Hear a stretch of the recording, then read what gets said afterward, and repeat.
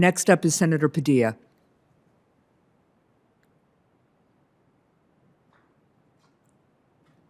I wanted to follow up on some of Senator Rosen's questions, but specific to California, where our most recent wildfire season was the worst on record. In 2020, the state experienced more than 10,000 fire incidents, more than 4.2 million acres burned, and more than 10,000 structures were damaged or destroyed. Now, California residents, both north and south, rely on local and regional fire departments throughout the state to provide expedient mobilization and response to ever-worsening fire seasons. However, as Chief Butler mentioned in his testimony, the National Fire Protection Association found that a third of the surveyed department stations did not have access to backup power. They are also suffering from either mold or asbestos, old ventilation systems, and other environmental problems, and many do not have proper quarters for female fire and EMS personnel that serve as well. So, question for Chief Butler. It's unconscionable to ask firefighters to fight ever-worsening fires when they do not have safe and adequate facilities to work in. Can you just share with the committee what infrastructure shortcomings means for the morale of personnel and the capabilities of the unit?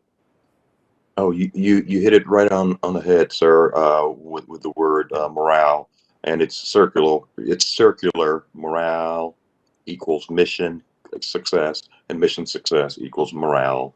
And taking care of the health, safety, and wellness of the responders is and should be paramount.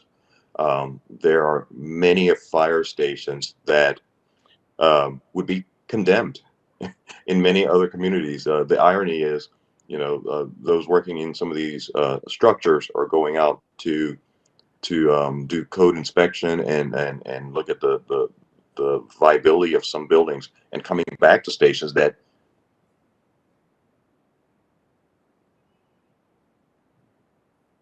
our mental health is increasingly becoming should be and has been, but there's a lot of spotlight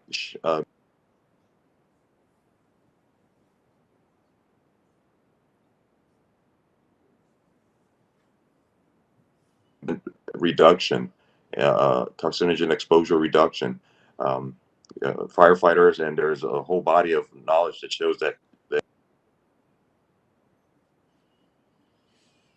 we're getting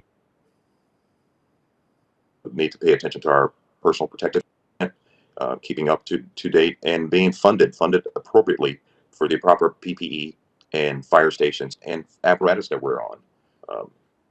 Right. So I particularly appreciate you mentioning the impact on mental health of firefighters. I know the IAFF has prioritized behavioral health for its members and the communities that everybody serves. So appreciate that, and welcome an ongoing conversation about what else this committee and the Senate overall can do to support infrastructure needs of fire and emergency service. But while I still have a few minutes, I also wanted to raise the issue of the Stafford Act, which governs FEMA's disaster efforts. And it's given short shrift to communities facing wildfires specifically.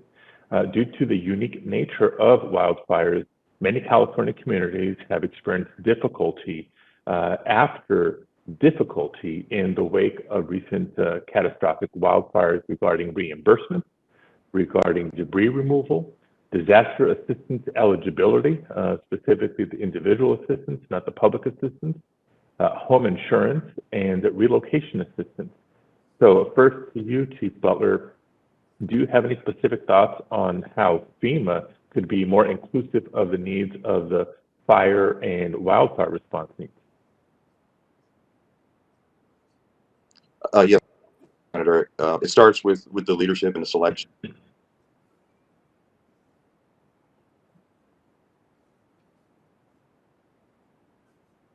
Position be filled by a credible, competent, administrator who is very familiar